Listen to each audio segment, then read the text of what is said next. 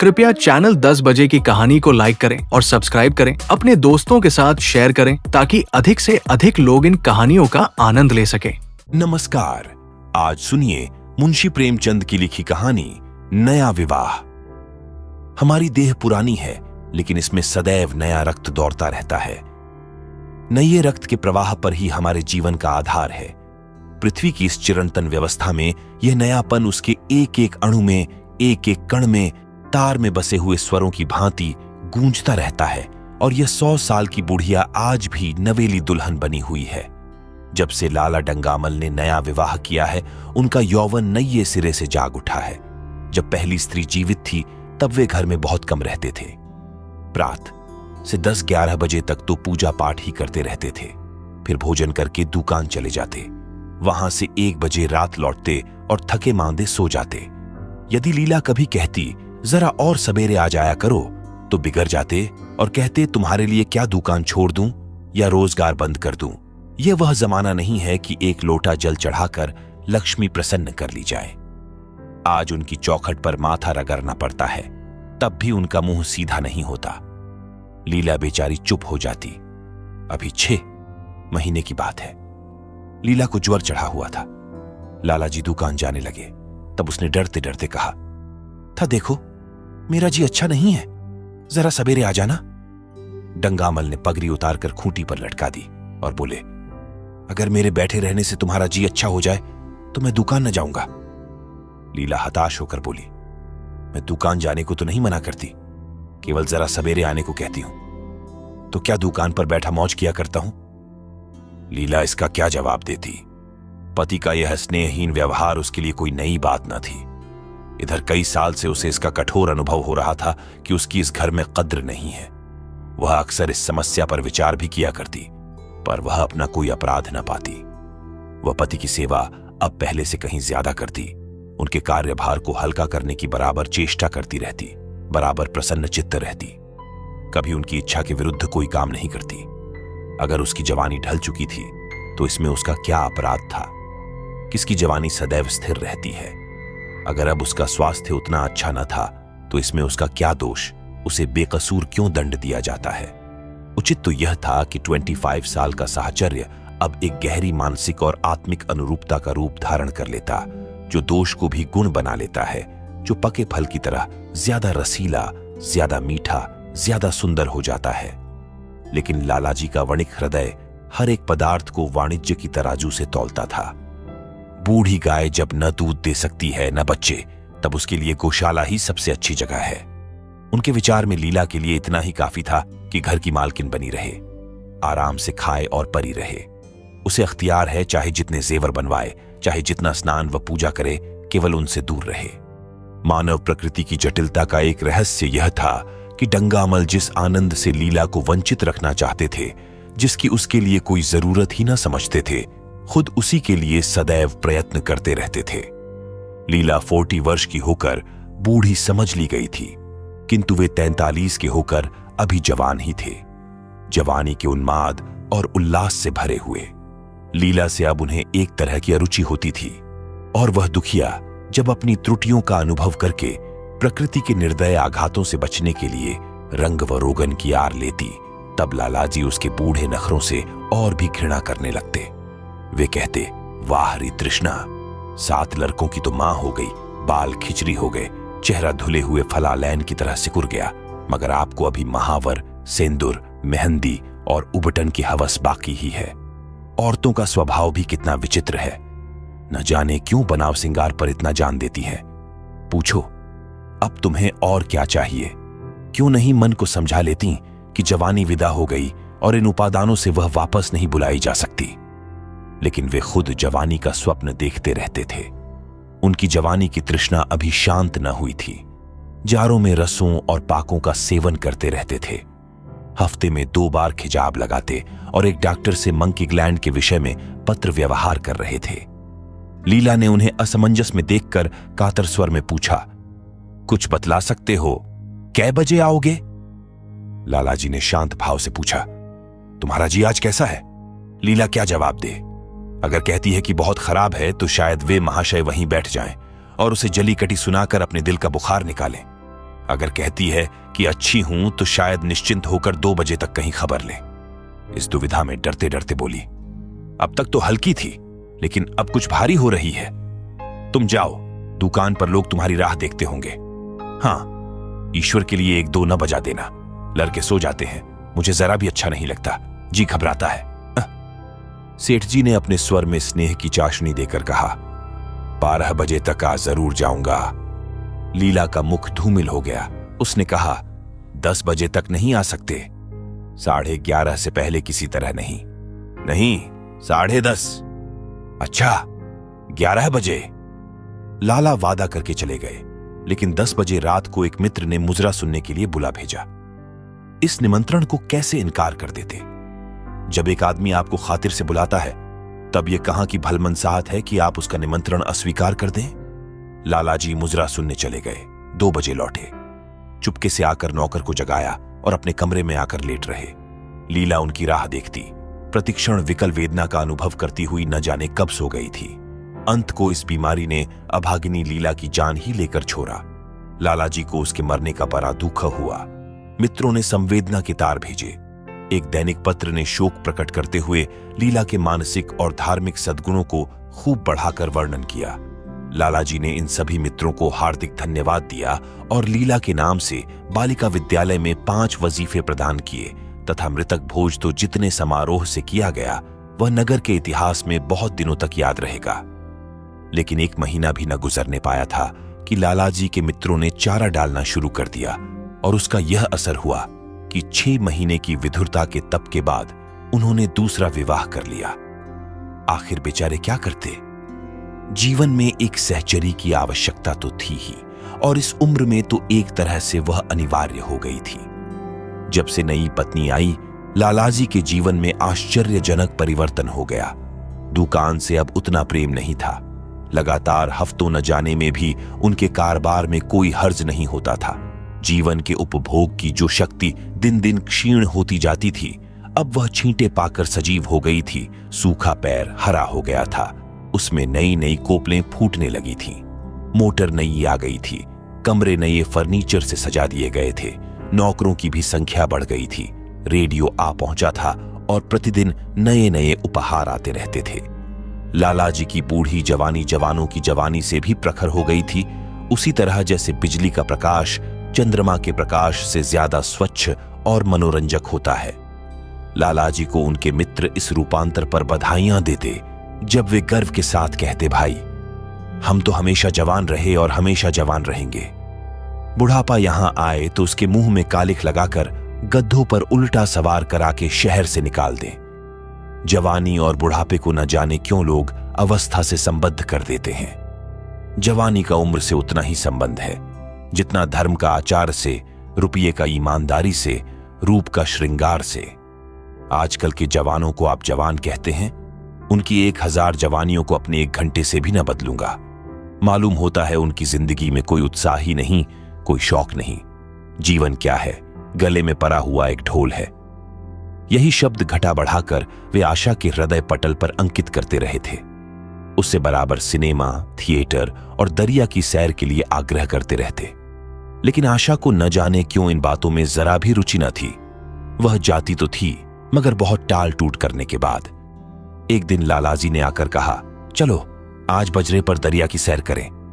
वर्षा के दिन थे, दरिया चढ़ा हुआ था। मेघमालाएं अंतर्राष्ट्रीय सेनाओं की भांति रंग बिरंगी वर्दियां पहने आकाश में कवायद कर रही थीं। सड़क पर लोग मलार और बारहमासा गाते चलते थे। बागों में झूले पर गए थे। आशा ने बेदिली से कहा, मेरा जी तो नहीं चाहता। लालाजी ने मृदु प्रेरणा के साथ कहा, तुम्हारा मन कैसा है जो आमोद प्रमोद की ओर आकर्षित नहीं होता? चलो जरा दरिया की सैर देखो। सच कहता हूं, बजरे पर बड़ी बहार रहेगी। आप जाएं, मुझे और कई काम करने हैं। काम करने को आदमी है, तुम क्यों काम करोगी? महाराज अच्छे सालन नहीं पकाता, आप खाने बैठेंगे तो यूं ही उठ जाएंगे। आशा अपने अवकाश का बड़ा भाग लालाजी के लिए तरह तरह का भोजन पकाने में ही लगाती थी। उसने किसी से सुन रखा था कि एक विशेष अवस्था के बाद पुरुष के जीवन का सबसे बड़ा सुख रसना का स्वाद ही रह जाता है। लालाजी की आत्मा खिल उठी। उन्होंने सोचा कि आशा को उनसे कितना प्रेम है कि वह दरिया की सैर को उनकी सेवा के लिए छोड़ रही है। एक लीला थी कि मान न मान चलने को तैयार रहती थी। पीछा छुड़ाना पड़ता था, ख्वामख्वाह सिर पर सवार हो जाती थी और सारा मजा किरकिरा कर देती थी। स्नेह भरे उलाहने से बोले, तुम्हारा मन भी विचित्र है। अगर एक दिन सालन फीका ही रहा, ऐसा क्या तूफान आ जाएगा? तुम तो मुझे बिल्कुल निकम्मा बनाए देती हो। अगर तुम न चलोगी तो मैं भी न जाऊंगा। आशा ने जैसे गले से फंदा छुराते हुए कहा, आप भी तो मुझे इधर उधर घुमा घुमा कर मेरा मिजाज बिगाड़ देते हैं। यह आदत पर जाएगी तो घर का धंधा कौन करेगा? मुझे घर के धंधों की रत्ती भर भी परवाह नहीं, बाल की नोक बराबर भी नहीं। मैं चाहता हूं कि तुम्हारा मिजाज बिगड़े और तुम गृहस्थी की चक्की से दूर रहो। और तुम मुझे बार बार आप क्यों कहती हो? मैं चाहता हूं मुझे तुम कहो, तू कहो, गालियां दो, धौल जमाओ। तुम तो मुझे आप कह के जैसे देवता के सिंहासन पर बैठा देती हो। मैं अपने घर में देवता नहीं, चंचल बालक बनना चाहता हूं। आशा ने मुस्कुराने की चेष्टा करके कहा, भला मैं आपको तुम कहूंगी? तुम बराबर वाले को कहा जाता है कि बरों को मुनीम ने 1 लाख के घाटे की खबर सुनाई होती तो भी शायद लालाजी को इतना दुख न होता जितना आशा के इन कठोर शब्दों से हुआ। उनका सारा उत्साह, सारा उल्लास जैसे ठंडा पड़ गया। सिर पर बांकी रखी हुई फूलदार टोपी, गले में परी हुई जोगिए रंग की चुनी हुई रेशमी चादर, वह तंजेब का बेलदार कुत्ता जिसमें सोने के बटन लगे हुए थे, ये सारा ठाठ कैसे उन्हें हास्यजनक जान पड़ने लगा, जैसे वह सारा नशा किसी मंत्र से उतर गया हो। निराश होकर बोले, तो तुम्हें चलना है या नहीं? मेरा जी नहीं चाहता। तो मैं भी न जाऊं? मैं आपको कब मना करती हूं? फिर आप कहा। आशा ने जैसे भीतर से जोर लगाकर कहा, तुम और उसका मुखमंडल लज्जा से आरक्त हो गया। हां, इसी तरह तुम कहा करो तो तुम नहीं चल रही हो। अगर मैं कहूं तुम्हें चलना पड़ेगा तब चलूंगी। आपकी आज्ञा मानना मेरा धर्म है। लालाजी आज्ञा न दे सके। आज्ञा और धर्म जैसे शब्द उनके कानों में चुभने से लगे। खिसियाए हुए बाहर को चल पड़े। उस वक्त आशा को उन पर दया आ गई। बोली, तो कब तक लौटोगे? मैं नहीं जा रहा हूं। अच्छा, तो मैं भी चलती हूं। जैसे कोई जिद्दी लड़का रोने के बाद अपनी इच्छित वस्तु पाकर उसे पैरों से ठुकरा देता है, उसी तरह लालाजी ने मुंह बनाकर कहा, तुम्हारा जी नहीं करता तो न चलो। मैं आग्रह नहीं करता। आप नहीं, तुम बुरा मान जाओगे। आशा गई, लेकिन उमंग से नहीं। जिस मामूली वेश में थी उसी तरह चल खड़ी हुई। न कोई सजीली साड़ी, न जराऊ गहने, न कोई सिंगार, जैसे कोई विधवा हो। ऐसी ही बातों पर लालाजी मन में झुंझला उठते थे। ब्याह किया था जीवन का आनंद उठाने के लिए, झिलमिलाते हुए दीपक में तेल डालकर उसे और चटक करने के लिए। अगर दीपक का प्रकाश तेज न हुआ तो तेल डालने से लाभ? न जाने इसका मन क्यों इतना शुष्क और नीरस है, जैसे कोई ऊसर का पैर हो। कितना ही पानी डालो, उसमें हरी पत्तियों के दर्शन न होंगे। जराऊ गहनों से भरी पेटारियां खुली हुई हैं, कहां कहां से मंगवाए, दिल्ली से, कलकत्ते से। कैसी कैसी बहुमूल्य साड़ियां रखी हुई हैं, एक नहीं सैकड़ों, पर केवल संदूक में कीरों का भोजन बनने के लिए। दरिद्र घर की लड़कियों में यही ऐब होता है। उनकी दृष्टि सदैव संकीर्ण रही है। न खा सके, न पहन सके, न दे सके। उन्हें तो खजाना भी मिल जाए तो यही सोचती रहेंगी कि खर्च कैसे करें। दरिया की सैर तो हुई, पर विशेष आनंद न आया। कई महीने तक आशा की मनोवृत्तियों को जगाने का असफल प्रयत्न करके लालाजी ने समझ लिया कि इसकी पैदाइश ही मुहर्रमी है, लेकिन फिर भी निराश न हुए। ऐसे व्यापार में एक बड़ी रकम लगाने के बाद वे उसमें अधिक से अधिक लाभ उठाने की वणिक प्रवृत्ति को कैसे त्याग देते? विनोद की नई नई योजनाएं पैदा की जाती। ग्रामोफोन अगर बिगड़ गया है, गाता नहीं या साफ आवाज नहीं निकलती, तो उसकी मरम्मत करानी पड़ेगी। उसे उठाकर रख देना तो मूर्खता है।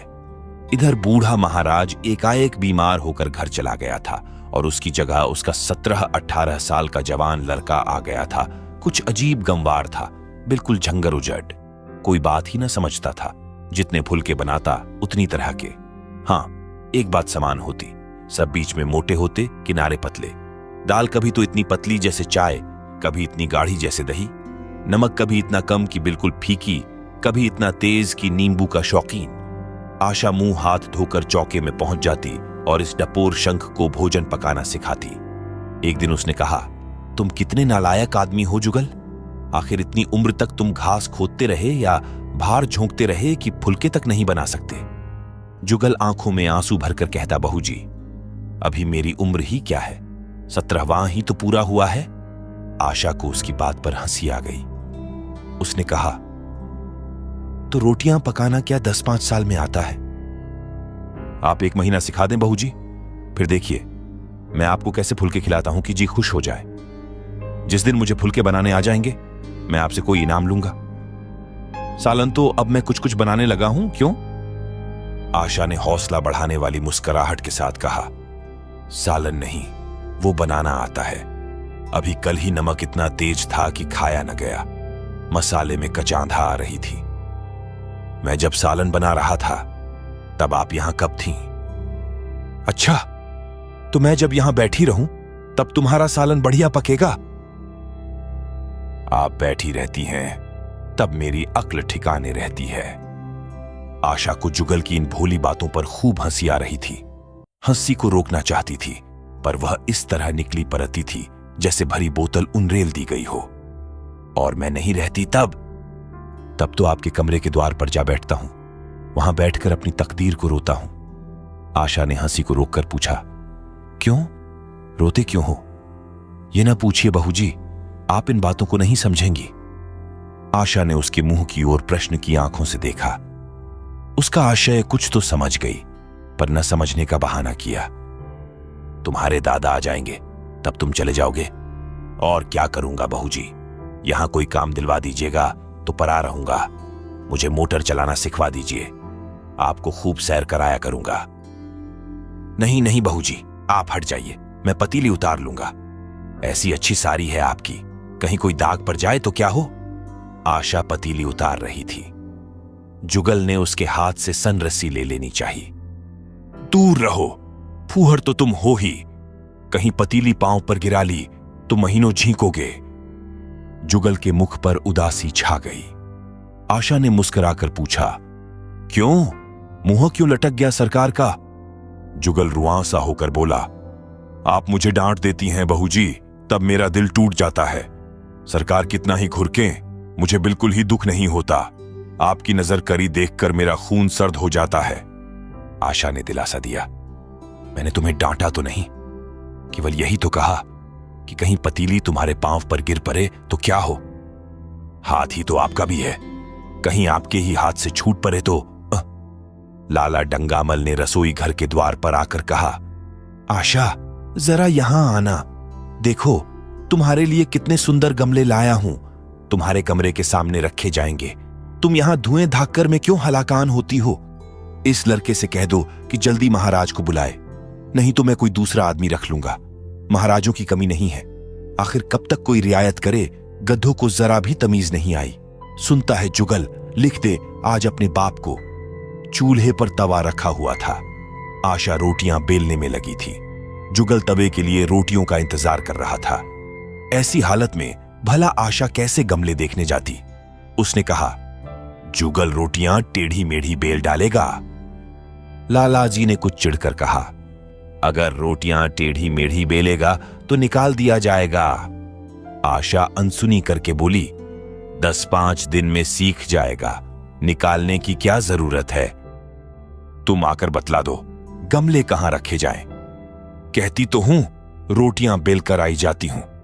नहीं, मैं कहता हूं तुम रोटियां मत बेलो, आप तो ख्वामख्वाह जिद करते हैं। लाला जी सन्नाटे में आ गए। आशा ने कभी इतनी रुखाई से उन्हें जवाब न दिया था, और यह केवल रुखाई न थी, इसमें कटुता भी थी। लज्जित होकर चले गए।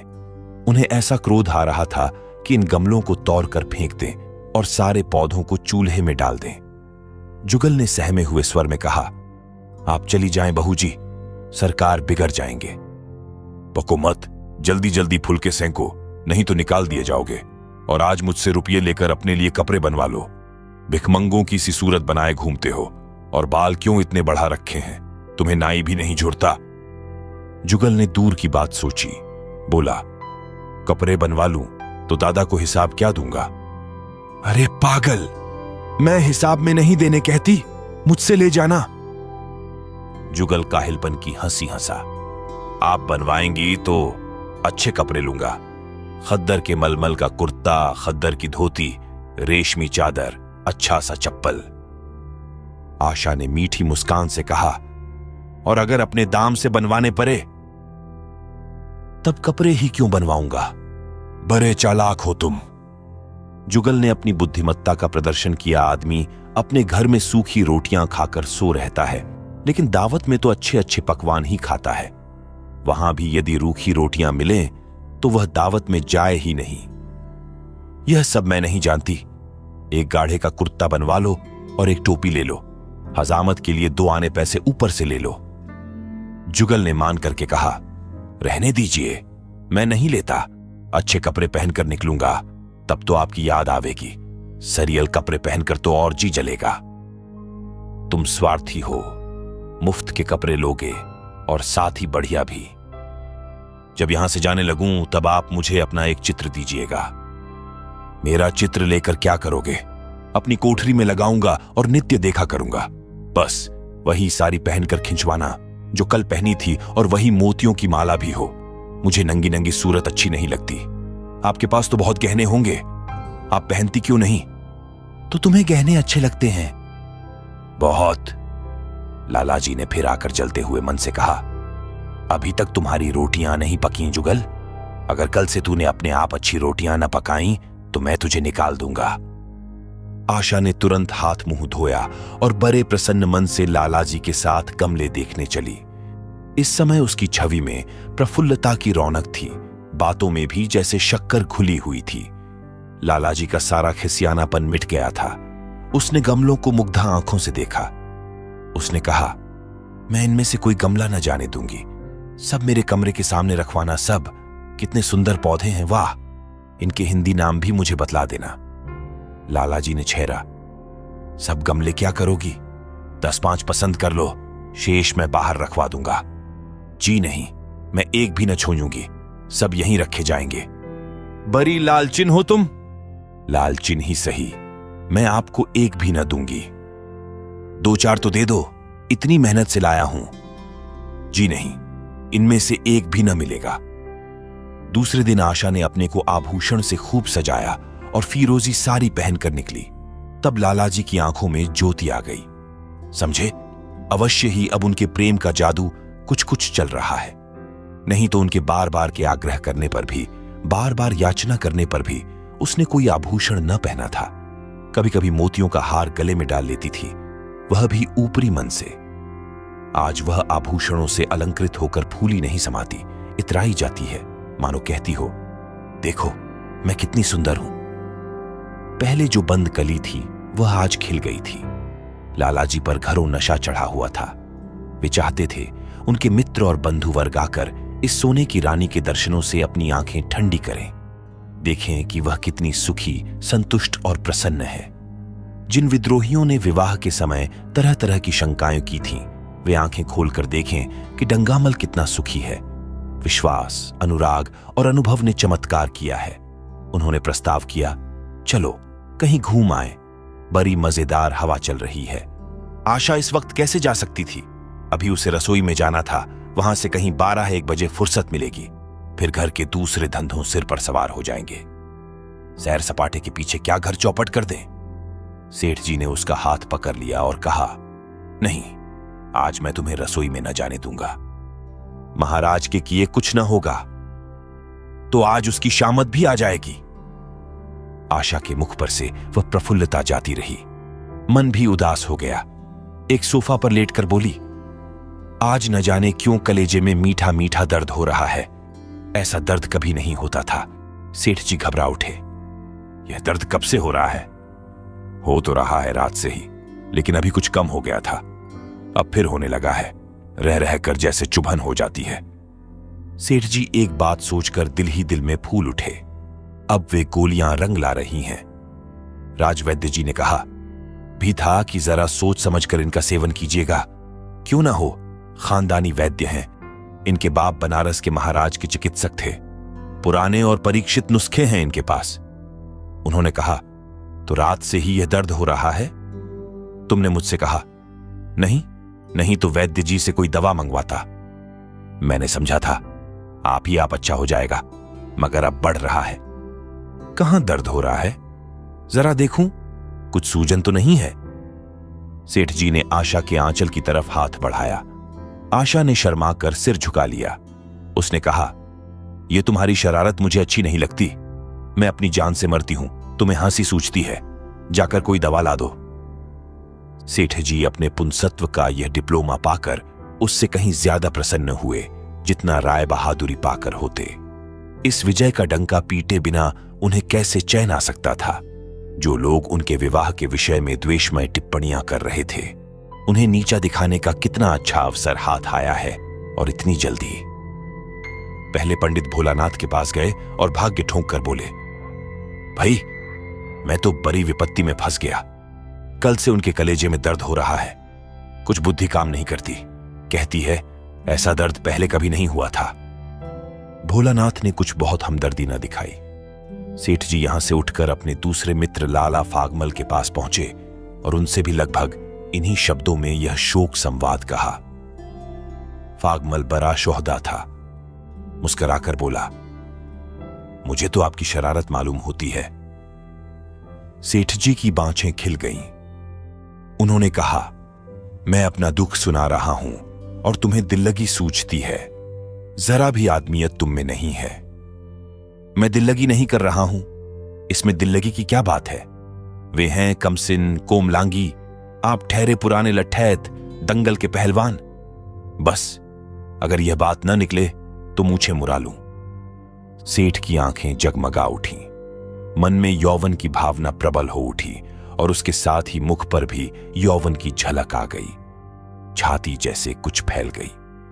चलते समय उनके पग कुछ अधिक मजबूती से जमीन पर पड़ने लगे और सिर की टोपी भी न जाने कैसे बांकी हो गई। आकृति से बांकपन की शान बरसने लगी। जुगल ने आशा को सिर से पांव तक जगमगाते देखकर कहा, बस बहू जी, आप इसी तरह पहने ओढ़े रहा करें। आज मैं आपको चूल्हे के पास न आने दूंगा। आशा ने नयन बाण चलाकर कहा, क्यों? आज यह नया हुक्म क्यों? पहले तो तुमने कभी मना नहीं किया। आज की बात दूसरी है। जरा सुनो, क्या बात है? मैं डरता हूं आप कहीं नाराज ना हो जाएं। नहीं नहीं, कहो, मैं नाराज ना होऊंगी। आज आप बहुत सुंदर लग रही हैं। लाला डंगामल ने असंख्य बार आशा के रूप और यौवन की प्रशंसा की थी, मगर उनकी प्रशंसा में उसे बनावट की गंध आती थी। वह शब्द उनके मुख से निकलकर कुछ ऐसे लगते थे जैसे कोई पंगु दौड़ने की चेष्टा कर रहा हो। जुगल के इन सीधे शब्दों में एक उन्माद था, नशा था, एक चोट थी।